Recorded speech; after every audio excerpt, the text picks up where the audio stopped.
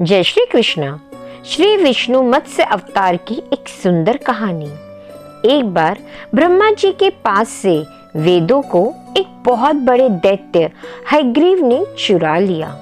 चारों ओर अज्ञानता का अंधकार फैल गया और पाप तथा अधर्म का बोलबाला हो गया।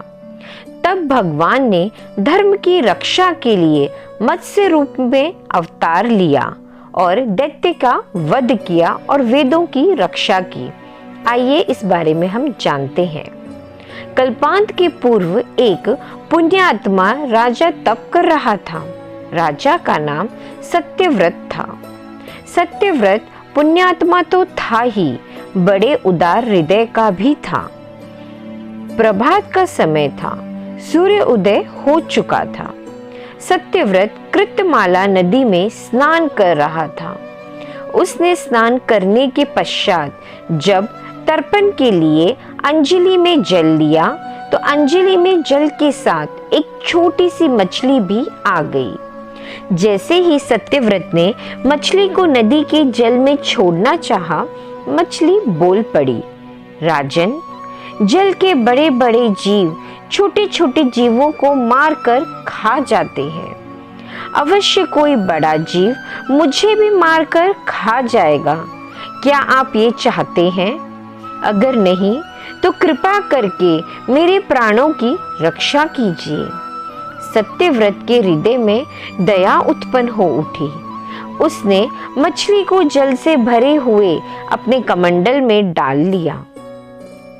एक रात में मछली का शरीर इतना बढ़ गया कि कमंडलू उसके लिए रहने लायक नहीं रहा, वह उसे छोटा पड़ने लगा।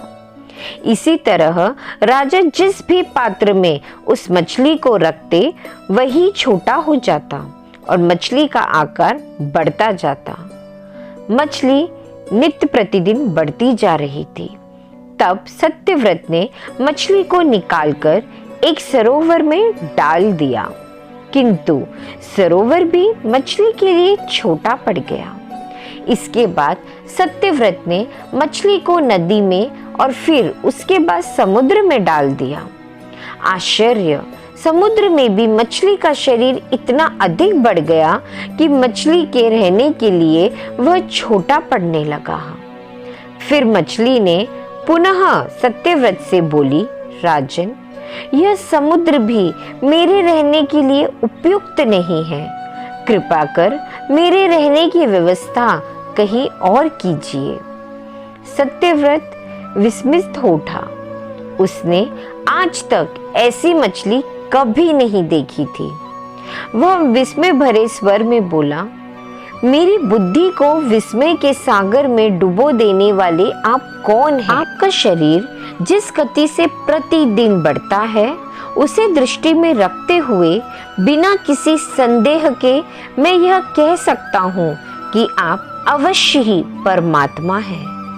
यदि यह बात सत्य है तो कृपा करके बताइए कि आपने मत्स्य का रूप क्यों धारण किया है। कृपा मुझ पे कीजिए और मुझे सच बताइए। सचमुच वह भगवान श्री हरि ही थे। मत्स्य रूपधारी श्री हरि ने उत्तर दिया, राजन, एक दैत्य ने वेदों को चुरा लिया है। जगत में चारों ओर अज्ञान और अधर्म का अंधकार फैला हुआ है। मैंने हयग्रीव को मारने के लिए ही मत्स्य का रूप धारण किया है। आज से 7वें दिन सारी पृथ्वी पानी में डूब जाएगी। जल के अतिरिक्त कहीं कुछ भी दृष्टिगोचर नहीं होगा। आपके पास एक नाव पहुंचेगी। आप सभी अनाजों और औषधियों के बीजों को लेकर सप्त ऋषियों के साथ नाव पर बैठ जाइएगा। मैं उसी समय आपको आत्म तत्व का ज्ञान प्रदान करूंगा। सत्यव्रत उसी दिन से हरि का स्मरण करते हुए प्रलय की प्रतीक्षा करने लगे। 7वें दिन प्रलय का दृश्य उपस्थित हो उठा।